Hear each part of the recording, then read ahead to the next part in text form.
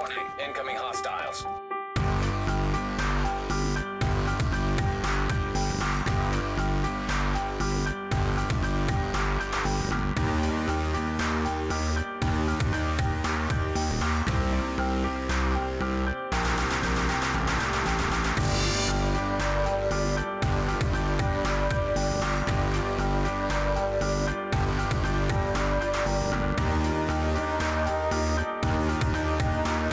Hello and welcome to Ware Gaming Weekly.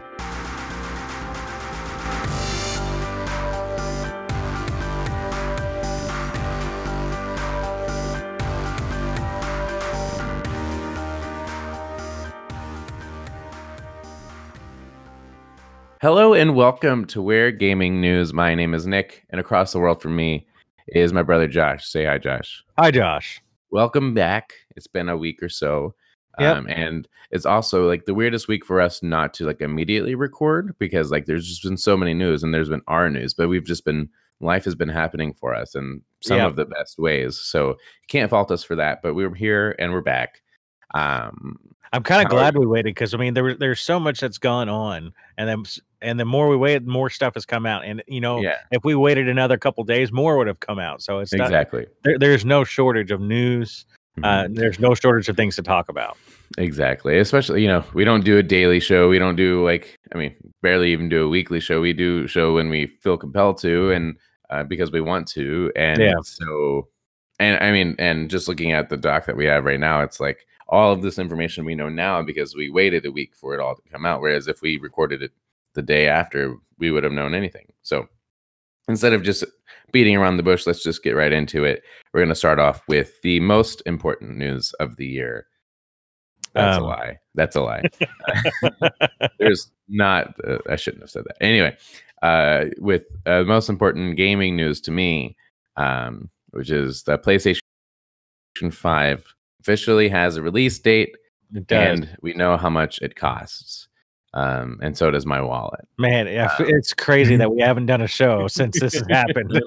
Well, our last episode was about the Xbox. Was the Xbox reveal? Yeah. So, anyway, on September 17th, PlayStation presented a 45-minute showcase solely regarding the future of the PlayStation 5. It was a pretty good showcase. I watched it from the back office in my work because I wasn't able to get the day off. But they showed a slew of great looking games, starting off with Final Fantasy 16, which they just announced is going to be a PlayStation 5 console exclusive. Yeah. Hogwarts The main Legacy. character's name was Joshua. Oh yeah, that's true. The little kid. He kept saying my name, and I was like, "What? What do you want?" Come on, Joshua." If you want to know our insights onto how we feel about these games, check out our Ware Gaming Weekly because we will get into that. Yeah, we're gonna get into a deep dive. There's just too much news to talk about every little detail here. But I will list off the games. Yeah. Hogwarts Legacy, which was announced, is coming to all platforms and should be coming out in 2021. We'll see.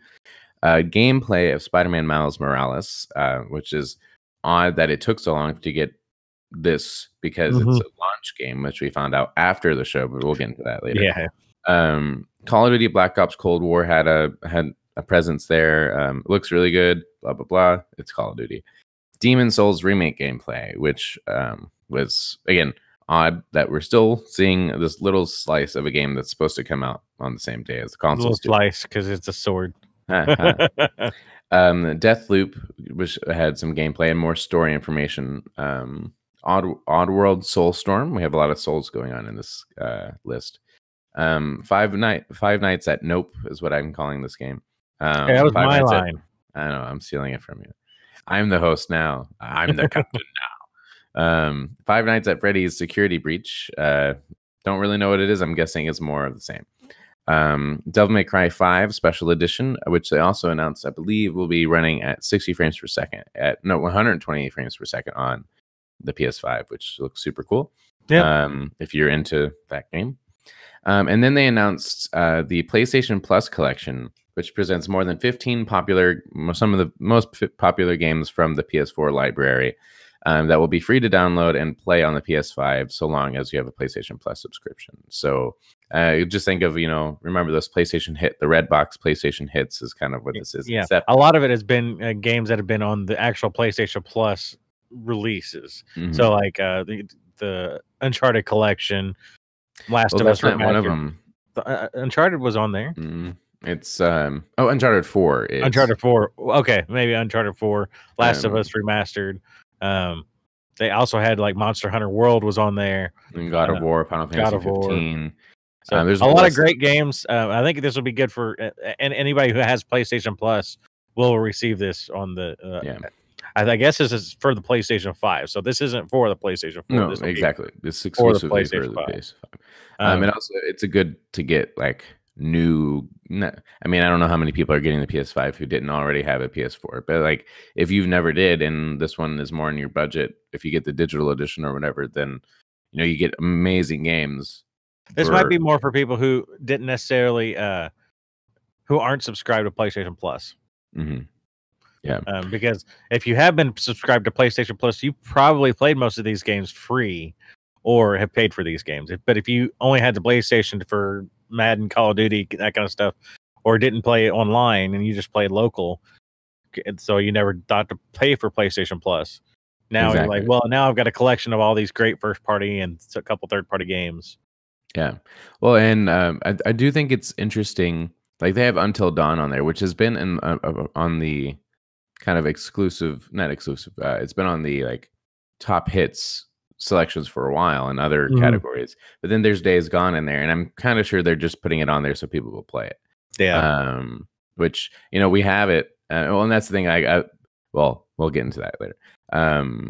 And then they very briefly tease the next installment of the God of War franchise, which simply said Ragnarok is coming 2021. And there was a voiceover with Kratos, but some people are calling it and the like orchestral, stop. Almost like the Cabal stomp from but that just Now when I was awesome. Looking at as much crap as we've given Corey Ball just sitting back, relaxing, and clearly work has been done. Well, I thought it was also interesting for like, I don't know, 3 or 4 days, or it might have been less than that, but like from about 6 hours to 7 hours before the show until like the next day or two, Corey was totally silent. Yeah, he didn't say a word. He like just gone. Now he's also going through some like family things that are sad, but his dad has COVID. Oh, I saw that. So there's probably some of that involved as well. But he had been tweeting that day and then stopped, and then didn't say anything for the next day and a half or two. Yeah, I was like, where's Corey at? Yeah. Well, what I found when I was like, because I had to look up a reminder of which games were announced. Everyone on the internet, or at least it's like 2 of the places that I went to online, said that it's called God of War 2 Ragnarok, and I'm like, I don't think that's what the game is going to be called. I think it's either going to be just God of War Ragnarok. I don't think the number 2 is going to be in the title. No, they might do the Horizon 2 Ragnarok. And honestly, is it going to be called Ragnarok? Ragnarok is the event that's going to happen in the game, but that may not be the title. It could be something else. I would imagine they're going to call it Ragnarok. Like probably. But the biggest news about this, though, is that it's coming supposedly 2021. Shocking. And it's a 3-year turnaround time. That's crazy. The first game took 6. So well, they're also like building the engine, building all of it. So now they have some better legwork, but they also probably had to rewrite some of the engine so they could play it on the PlayStation 5. On top of all that, though, they finally released the console pricing information, which is $399 for the digital version and the $499 for the disc version, which most people assumed before the show anyway. That's what it was going to be, especially because it competes with the Xbox pricing. And of course, the console will be coming to US, Europe, and a few other places on the 12th of November. And the rest of the world will come out on the 19th of November. Actually, I don't think Europe was on that release, the initial release. It was. I think it's just like America on the 12th, and the rest of the world on. I think it's American, and there's another territory, but I think Europe is not. Let me find out. Because I thought that was kind of surprising, and that no one was saying anything about the discrepancy there. Oh, you were right. That people in Europe are not getting it until the 19th. So, the November 12th release date will apply to US, Japan, Mexico, Australia, New Zealand, and South Korea, with the rest of the world getting the new console on the 19th. So I apologize. That was me trying to write from memory and not looking it up. That's my bad. So also Japan and US make sense. Mexico, Australia, New Zealand, South Korea. I wonder if there's a weird shipping problem with COVID. Maybe. That's preventing a quicker release. I mean, it's only a week, but but it's a full week, and that's kind of strange for a supply constraint there between the U.S. and Europe. That's not typically what you would see. As far as you would see, usually a U.S., Europe, and Japan release, and then the rest of the world kind of trickle out after that. So. Well, I know Australia and New Zealand kind of get the short end of the stick a lot. So I'm happy for them to get something first for a change, even though it costs twice as much as it does for us. Now I think they said the Xbox is globally releasing on the 10th. Oh, right? Is it? I haven't. I don't think it's a staggered release. So I'm pretty sure that they're kind of winning on both fronts there. They're coming out beforehand and they're coming out globally.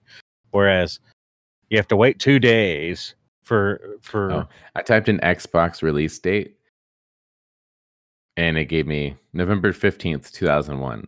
I was like, all right, internet, you know which one I mean. You threw off my train of thought. Worldwide on November 10th, 2020. Yeah.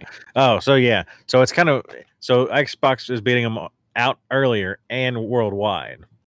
And technically have a device that's $100 cheaper. And they do have a device that's $100 cheaper. So they're winning a lot there. So it's interesting to see. I mean, now it's 2 days or almost potentially 9 days, depending on where you're at. You have to wait to start the next generation. Or if you get lucky, you go walk into a store and you get an Xbox. You're not getting it online, but you might be getting it in line. Yeah. I think I'm curious, and we can expound on this on our next episode. But do you think that the price difference between the digital edition of the two consoles is significant? And do you think it has do you think more people will buy the Series S and then instead of buying the digital PlayStation 5? So I think the difference, I think we mentioned this before, but the difference between the digital version of the Xbox and the digital version of the PS5 is going to be $100, but it's also power. So if you want the power of the fully fledged PS5 or equivalent, you're going to have to spend at least $100. But if you don't care about the power, if you don't care about PlayStation exclusives, and you don't have a 4K TV, and you don't need all the bells and whistles, then I think the $299 Xbox Series S is probably going to be great, especially with Game Pass. And if we're talking about kids, people under 18 who have got to buy their own stuff or whatever, or try to convince their parents for, the new generation Xbox, I think that's where the Series S is going to shine. But as far as being comparing it to the PlayStation, I don't think it compares, because the PlayStation 5 digital is just a PlayStation 5 without a disc drive. Yeah. So it doesn't compromise in power there. Right. But I do think that's kind of the conversation point, which is, one comes at $100 cheaper and you get potentially more out of it immediately than you do out of the PlayStation 5. However, I pre-ordered the PlayStation 5 digital. So my question is, before we get past the conference, is what did you think of the reveal event here? I thought it was a really strong showcase. I thought all the games were. I mean, I was significantly surprised at some of the games. Specifically, I was surprised about Final Fantasy 16 because I don't keep my ear to the ground that low on those games, and so I thought it was like, oh, that's super cool. And then Hogwarts Legacy also super surprised me because that's a game that we heard a rumor about 2 years ago and haven't seen anything since. So, but I think it looks really beautiful. I think I think it's going to be the game everyone's always wanted for a Hogwarts game. Now, Spider-Man looks almost better, more of the same but better, more polished, and the attacks and stuff that you get to do as Miles is going to be great. And then, honestly, like I will never play this game, but Demon Souls looked great. Like it looked like a fantastic game. I tried playing Demon Souls way back in the day. It came out on PS Plus. I was like, yeah, I'll give it a try. People, because I remember reading in like the Game Informer articles at PlayStation, the official magazine, about just like this game is for people who liked old games that just kicked your ass. And I'm like, well, I'm good at games, and I played it. I'm like, I am not good at games, and I don't like this game. And no, yeah, but I mean, like the way that gameplay looked, like, it looked really good. Yeah, it did look great. What but about yeah, you? I thought overall I was really impressed with the conference, the layout. It was clearly, there was a lot of like vagaries as far as like release dates and days, and there were some things missing that we're going to get into. But like, so it was clearly this was pre-recorded at some point.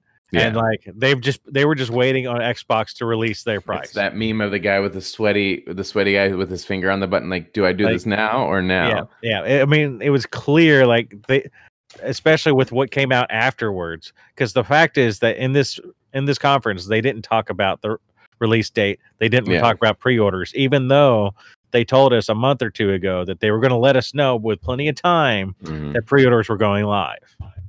Right. And that this was the time to say it, and then they didn't. And we're like, wait, so when are pre-orders going up? And like, we got the release date, great. We got the price, great. And we got all the other like, accessories listed. But when? And we found out soon, but in a very sloppy manner, because after the conference, more details about, for example, Miles Morales and Demon Souls were revealed through tweets from Jeff Keighley, which I spelled wrong on here because I didn't know how to spell his name, but which we find out now that both of those games are launch games. But why wasn't that in the, why wasn't that postmarked, at the end of the trailer, like, boom, done? Because also, I'm not, a marketing expert, but I know hype when I see it, when I watch things. And when you see, like, for example, Harry Potter coming out to all platforms 2021, that's like, oh shit.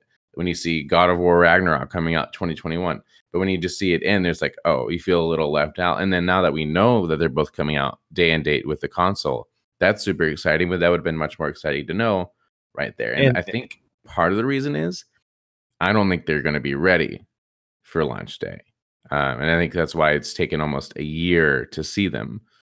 Since they're not Miles Morales, we found out in June.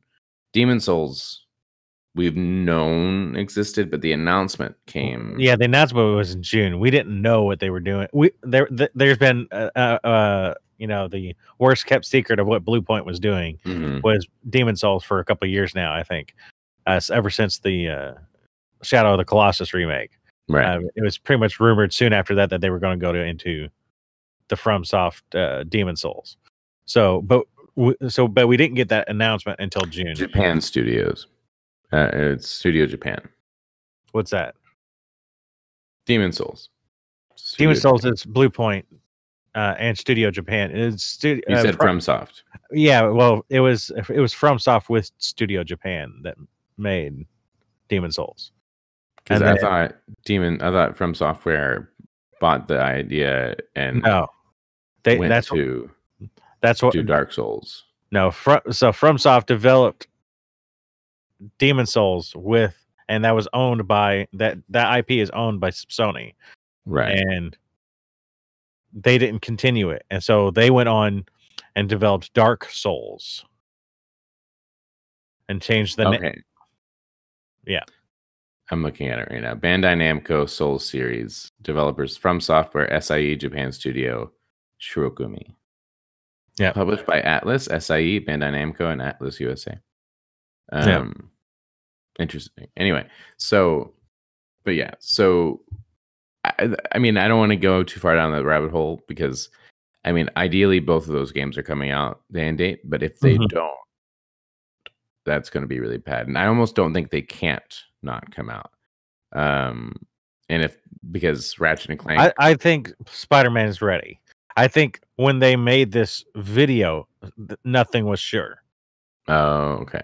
I think they probably had this video set back in July. It seemed to me like they were just waiting for Microsoft because they didn't want to give the $4.99 bad news first. Yeah, yeah. But and also $4.99 is kind of expected. Yep. Well, I think they also wanted the chance to change it if they needed to. Yeah. So, but I think for the most part, all the content in this series, this video, was set back in July or beginning of August, just waiting for Xbox to confirm what everybody kind of expected. Yeah. And then as soon as they did, we got the next day saying, "Hey, we got a PlayStation event coming." I was like, "Oh, I wonder why." Yeah.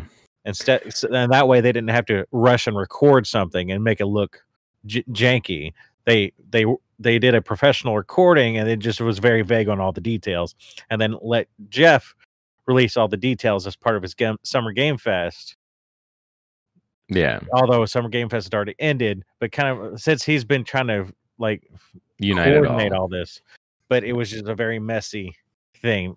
I think what probably should have happened is, and here's a follow-up from Jeff Keighley, your Game Awards host, and it should have ended the video with, if we're not going to put it in the actual video proper, end it with a post show with Jeff Keighley giving all these information. That way we're all watching and getting all that information there.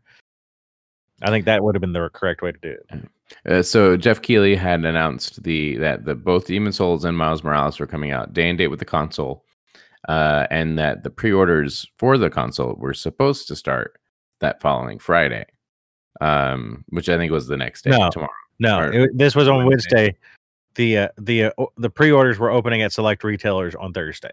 Okay, but everyone else decided that they didn't. Why wait? So moments after, one of the retailers, I believe it was Walmart, opened up pre-orders for their consoles.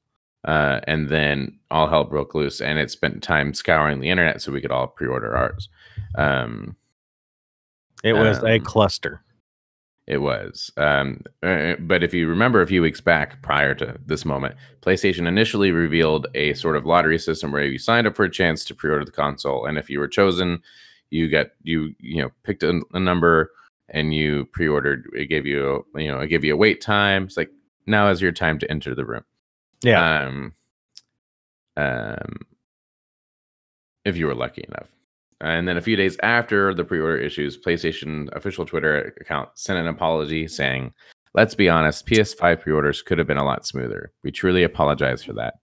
Over the next few days, we will release more PS5 consoles for pre-order. Retailers will share more details, and more PS5s will be available through the end of the year." And so in terms of that part of the conversation, that kind of ties it all up. So they're all out now. You can go online and try to get one. I mean, your luck is as good as ours. Well, I'd say we, as for some people, I mean, we got pretty lucky. I mean, we both got ours. Amazon worked for both of us, and we both got. I thought actually what was the great thing about the PlayStation pre-order, because the strange thing was they were like, and PlayStation pre-orders opened up tomorrow. I'm like, okay, and I tweeted it out to Jeff, and I was like, why then did we submit our PSN names a month and a half ago or 2 months ago? So they were going to let us know first when we could pre-order, and then Jeff told us that retailers were pre-ordering tomorrow. I'm like, well, what about us? And then it came out that those PlayStation pre-orders were opening up on Friday. Yeah, and I think what was great about those is you didn't necessarily have to be on there at 8:00 in the morning. Mhm. They had an allocation for whoever they selected, however they did their lottery system for your PSN. Yeah. So I didn't even think about doing it until I got the email on Friday from Amazon saying, well, you might not get it on day 1 or 5, basically. Yeah. So I was like, well, I'm going to go over here to PlayStation and pre-order their version. And Yeah. I logged in. I didn't fight any kind of internet traffic. They said, here's your PlayStation. I'm like, cool. I put in for my information, all that stuff. Boom. I got a PlayStation pre-order from PlayStation. Yeah. I was like, that was how they wanted it done. And it was super smooth. And it like, I remember I logged on because mine said I could start doing it at 10 a.m. Pacific time. And so I signed in and did all the thing. And it said your wait time is going to be an hour. And then 3 minutes later, it was like, actually, your wait time's done right now. And so I did it all on my phone. And I selected my consoles and my accessories and checked out, no problem. And that was, that was nice. I did find it funny that I don't know how Sony selected, if it was like some kind of random RNG number generator or whatever, because I saw on Twitter like Adam Boyes and Gio Corsi didn't get selected. Really? And like that's super weird. And they were like Sony employees, so I don't like they were executives at Sony. Yeah, and they're not anymore. But it just kind of I don't know what the selection process was, or if they signed up in enough time. If it was like first come first serve kind of deal. Yeah. Well, I mean, as soon as I got the email, like I got the I get rings every time I get an email, and I saw I'm like, oop, signed up now. So. Let's see, but for me, it came to I learned about it, and it was like the next day. I had to go to my other email because it's tied to an email account I just don't really use anymore. So I had to go into that email account and then log in and then do it. So I did it a day later than everybody else, and I still was selected. I was like, and we didn't get PlayStation Plus or anything like early. Like I think we got it a year or so after it was already out. Well, we didn't get the PlayStation 3 until 2009. So, but yeah, I think if there's any drawback, these are the drawbacks from that conference and everything. It's just that there's a lot of really confusing. The information wasn't really put out there well, and then the cluster of everything else going on. So there's and there's still a lot of questions that we don't know. Go ahead. I was going to say we also found out not only is Miles Morales going to be on PS4, and we also found out that Horizon Zero Dawn, the sequel, is coming to PS4 as well. The Forbidden West, which we kind of thought it was going to be a next gen only. They were like, actually, no. It was kind of like backstepping on there. We believe in next gen.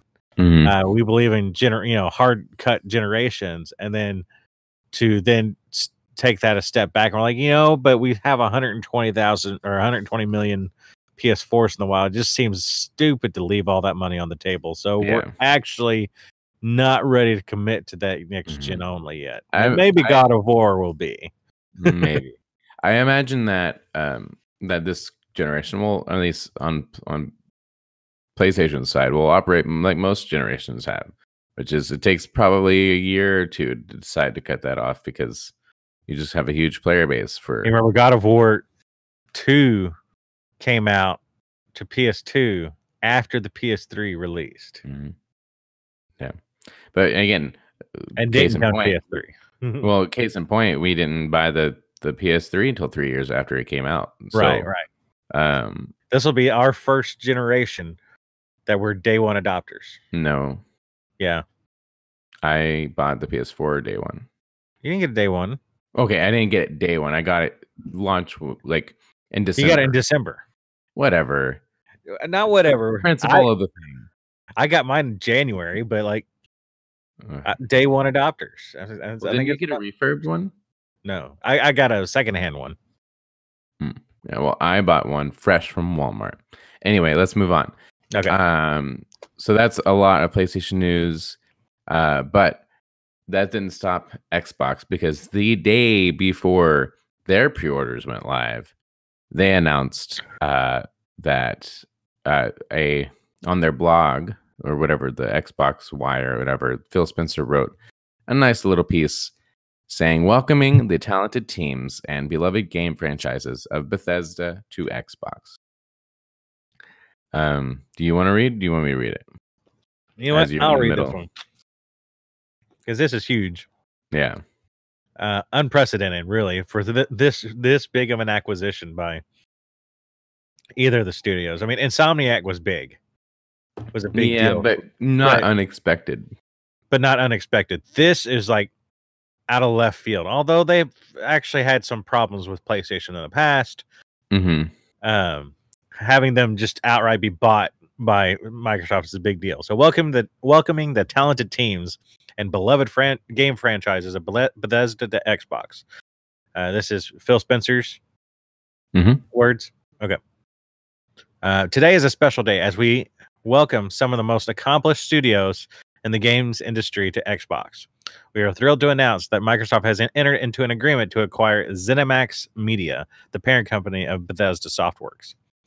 As one of the largest, most critically acclaimed, privately held game developers and publishers in the world, excuse me, Bethesda, You can read. Bethesda is an incredibly talented group of 2,300 people worldwide who make up some of the most accomplished creative studios in our industry across Bethesda Softworks, Bethesda Game Studios, id Software, ZeniMax Online Studios, Arcane, Machine Games, Tango Gameworks, Alpha Dog, and Roadhouse Studios.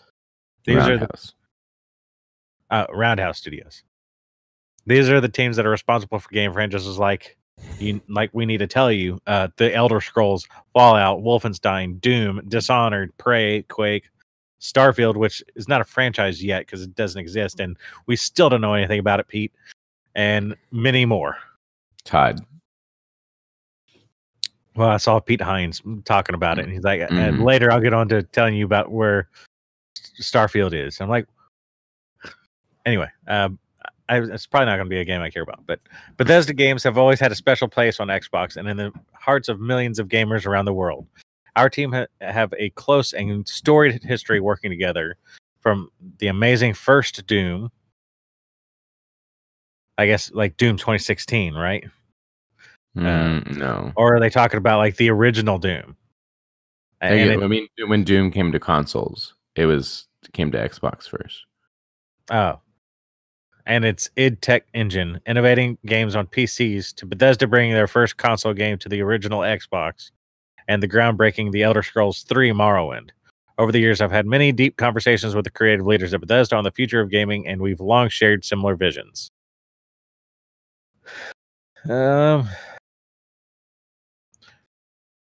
Just as they took their first bold steps to bring the Elder Scrolls franchise to the original Xbox, Bethesda were early supporters of Xbox Game Pass, and bringing their games to new audiences across devices, have been actively investing in new gaming technology like cloud streaming of games. We'll be adding Bethesda's iconic franchises to Game Pass for console and PC. One of the things that has me most excited is seeing the roadmap with Bethesda's future games, some announced and many unannounced, to Xbox consoles, PC, including Starfield, the highly anticipated new space epic currently in development by Bethesda Game Studios. So that's him confirming that it's coming to Game Pass. Yeah, eventually. Do we really need the rest of? I mean, I guess not. No. I say if you're interested in all his glowing words of Bethesda, go check it out. It's really big deal. I think he did come out later and say that some of the most interesting things are, number one, that Ghostwire Tokyo and Deathloop have an exclusivity, at least of some extent, on PlayStation 5, right? Mm-hmm. Or on PlayStation. I don't know if it's necessarily PlayStation 5. And that they are going to honor that agreement, right? As well as kind of like they did with Outer Worlds. There was no exclusivity, but they continued to put it out on PlayStation as well. The other interesting thing is they bought Bethesda and Obsidian, which Obsidian is the Mhm. studio that used to work with Bethesda on like Fallout New Vegas and the original Fallout games. And so there's that little aspect as we could potentially see Fallout New Vegas style now, where they're Mhm. working together. There's also the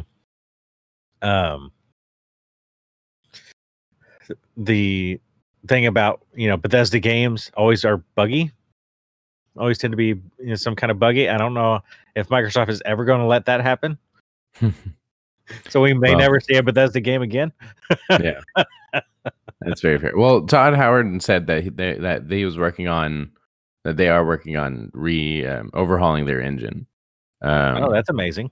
So, and then Phil also announced that like any future games will be considered on a case by case basis if they come to other platforms. But I mean, Yeah, that'd be hard to do because but Phil said just a few years ago that they weren't interested in exclusivity deals that are anti-consumer or anything Mhm. like that. So, Mhm. Well, I mean, so far he's proven to do well, that. But well, like, they also haven't released any first-party games. yeah, Gears Tactics. Yeah, Um, they were already owned. yeah. And I just saw today that Doom Eternal will be coming to Game Pass on October 1st. Yep, those will slowly be trickling out, I'm sure, to Game Pass for the next foreseeable future. Yeah. But holy crap, that's a big get. And I think I saw some people say they canceled their PlayStation pre-order and got an Xbox. I don't know that I'm that interested. We don't care about Bethesda games that Yeah. much. I mean, we both like Fallout. I think you liked it a little bit more than I did. Mm-hmm. I've always found them just too janky and too deep.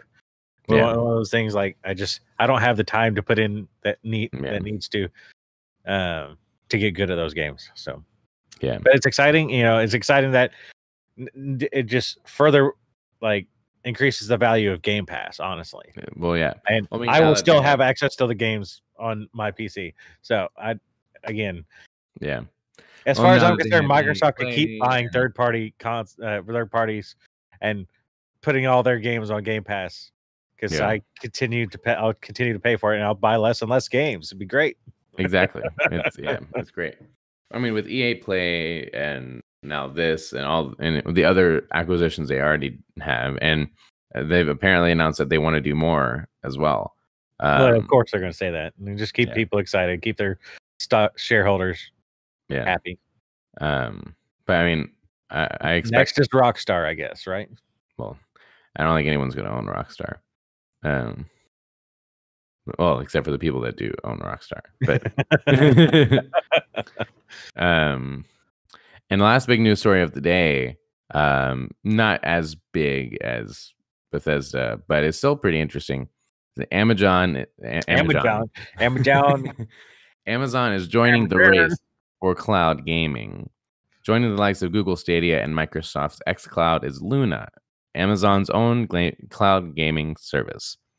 That was me, and then here's a write-up from Bo Moore. Is that a real name? Yep, it is. Bo Moore. Are we sure that's a real name? Bo Moore. I mean, that's what it was on there. Cannot speak for this person themselves. But on IGN, Bo Moore wrote that Amazon is launching a cloud gaming service called Luna that will stream games to PC, Mac, and Fire TV devices, as well as web apps for iPhone and iPad. Android is listed as coming soon because it, of course. Oh well, hold on. The service, a direct competitor to Stadia, will offer various game channels that users can subscribe to, each which offer access to a library of games. Amazon's own the Luna Plus game channel will launch with games such as Resident Evil 7, Control, Plague Tale: Innocence, and Ukulele and the Impossible Lair for an introductory price of $5.99 per month. Luna Plus will offer 4K resolution at 60 frames per second for select titles and allows subscribers to play on 2 devices simultaneously. Amazon also announced a Ubisoft game channel that will give subscribers access to Ubisoft games on the day and date that they launch regularly, with support for 4K resolution and mobile gameplay. No price was mentioned for the Ubisoft channel. According to Amazon, this is the first of multiple Luna game channels in development, where customers can play games from their favorite publisher and genre.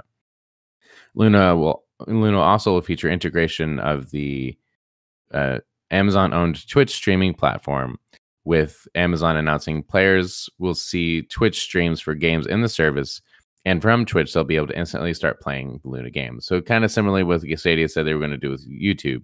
But it looks like better. Yeah. Well, I mean, and it makes sense because Twitch being Amazon owned and how gaming heavy it is, this step seems to make a lot of sense. And in addition to the service, Amazon announced an Alexa-enabled Luna controller that will be that will connect directly. I had to check you didn't turn on your. Yeah, that will connect directly to Fire TV devices in order to reduce latency between the controller and the game. The Luna controller will be available for $49.99 during the early access period. Luna is also available via mouse and keyboard or other Bluetooth game controllers. And then early access, you can sign up for early access now. So, I mean, I think that's really cool. And not even seeing a press conference about it, already sounds like it's more polished than Google's Stadia. Yeah. The introductory price of $5.99 definitely means that it's going to go up. Yeah. Well, and that's for like that's for Amazon's channel too. That's for the Luna Plus channel. And so you're definitely going to have to at least subscribe to that, which will probably go up to like $10 or $15 a month. And then if you want to play any of the other publishers, you'll have to pay for those channels as well. So it looks like it could get pretty pricey. But I think overall it sounds good. I think the controller is literally just a copy paste of the Switch controller, Switch Pro controller. I mean, it looks like just someone 3D printed a Nintendo Switch controller, moved a button somewhere else, and then called it. Yeah, good, perfect. This is a tweet from Jason Schreier I just read before we went live, or whatever. Amazon's new Luna streaming service is already well positioned to beat Google Stadia by charging a single monthly subscription for unlimited access to all games. Google's decision to sell Stadia games piecemeal and have a monthly sub remains baffling. And then he follows up saying, I should have said all base games. Publishers like Ubisoft appear to be charging extra for their own supplementary channels.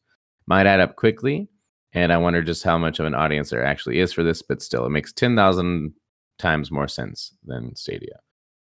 Yep, that sounds about right. I mean, again, we'll have to see how many different publishers are going to jump on the bandwagon, or if they're just going to let Amazon, stream their games. It'll be on a publisher by publisher basis. I'm sure. What I find, I mean, anytime I see something like this, I just assume I'm going to see Ubisoft in the story too, because they've just been everywhere. They were there with Google. They were there with. I mean, it was Ubisoft games when he first texted. Yeah, when I listened to the interview with the Yves Guillemot on the Ryan McCaffrey's, what's the name of that thing? Unlocked. Not Unlocked. Not Unlocked. I know what you're talking about. Unfiltered. It seemed like Yves was very bullish on jumping on new platforms. They're always there on day one for new consoles. Here, always there for new platforms. Like they're very let's put our stuff on everything if we can get it there. So, and then with the new console launches, there's going to be 2 Ubisoft games that you can get the same day. Yeah. So that's unsurprising and just kind of like, yep, Ubisoft is there. Yeah. Sorry. They're like those old YouTube comments that were like, first. Yeah. Yeah. First. We were there. We were first game on PlayStation 5. No. So yeah, things are moving, things are changing. More people are getting into the gaming world. PlayStation seems to be the only one that's not super concerned about cloud gaming. They just think you have the box, you're going to play at home. They didn't do any kind of update or changes to PlayStation Now, at least not yet. No. There's no real and part of one of the still things that's still a little irksome about how this year has gone is that they I mean, we don't know what the user experience looks like, which I know Jim Ryan has said that we'll see soon in an interview, but we still don't know. We don't know what the services look like. I mean, is it just? I mean, I kind of expected it to look exactly like the PS4, but just sleeker, and hopefully it doesn't chug every time you try to like change what the screen looks like. I hope they fix the PlayStation Store where if you try to watch a video, it doesn't look like crap and run like crap. Yep, 100%. Like, why isn't this quality better? Like, yeah. Why does it take 5 stutters to like start the video, and then if I like blink, it stops, and it looks like it's filmed on a potato? Like, I know, and it is surprising. You know, I was thinking about it. That, you know, this is probably the first generation that there wasn't like previews of it 6 months ahead of time. Like, no one's really had their hands on this other than like Jeff Keighley. Yeah, and at least not that any embargoes. I don't know if anybody's under embargo at the moment, but it seems like no one's played a PlayStation 5 really, or an Xbox. Or well, I have actually seen that some of the influencers are getting live Xbox. Well, I mean, they just got them this week. Yeah, like, just got them this week. But it's surprising how late into this we're getting that kind of stuff. Yeah, like, normally we would have already seen gameplay, PS5 gameplay, and Xbox gameplay, like showing off the new bells and whistles. This will be we're all buying these systems with basically nothing. Yeah, they're gonna be like a surprise box, like one of those subscription boxes where you just don't really know what's inside. But you're like, hey, what does he call them? Surprise mechanics, or they called loot boxes surprise mechanics or something. Oh yeah. But well, that's the news for you this week. Did you see? Sorry to throw in the Series X expansion memory storage. Got revealed. It's a Seagate hard drive that goes into the special expansion slot. 1 terabyte, $219. Yeah, for this thing. Now, to the average gamer, that sounds like a lot. To someone who's built a PC with NVMe solid state storage, you get to that terabyte. It's like I've got about a half a terabyte, and it was about $100. I think it was about $100, and it wasn't the fastest version. This is the fastest PCIe Express 4, which is the most current speeds, and so it makes sense that it's pretty pricey. But for console gamers, that's a hefty price tag. If you have if it's a requirement, if it's practically a requirement for some of the games that you'll be playing, that just means that the $499 price point just went up $200. Yeah. So granted, I mean, technically the PlayStation 5 doesn't even have a terabyte on it. It has 125 gigs. So exactly. So that's I would definitely expect to see something very similar for the PlayStation 5. Yeah. But I mean, that's how they keep the price low. Maybe if you can keep an external hub that you can get some cheaper NVMe drives. If I could, stack a few of those that are like $70 each, then maybe that would be worth it. But I don't know. Anyway, it'll be interesting. Check out Ware Gaming Weekly. Yeah, we're going to dig into that next. All of our PlayStation 5 feelings, and excitements and stuff like that. We'll talk about our pre-orders as well. But until next time, and next time might be a little bit, won't it? Yeah. After this, I'll be gone for the next foreseeable, at least a month. For the next 5 future. Yeah, and at least 5 weeks. I don't know what's happening with me after that. Maybe we'll definitely be doing a show for the release of PlayStation 5. Oh yeah. And we might be doing, some kind of like phone, recording, janky. If something important happens while you're gone, we can figure it out. Probably we'll see some gameplay of PlayStation 5, the UI, and we'll do some kind of like audio only or like selfie camera kind of setup. But yeah. But until that time comes, my name is Nick, and you can find me on. I forgot how we were in the show. You can find me on Instagram. So, well, I mean, you can. You can find me on Instagram or Twitter at SpeakNicklish. And you can find me on Twitter at Jaws1015, and you can follow the channel at WareGaming_. And until next time, say goodbye, Nick. Goodbye, Nick.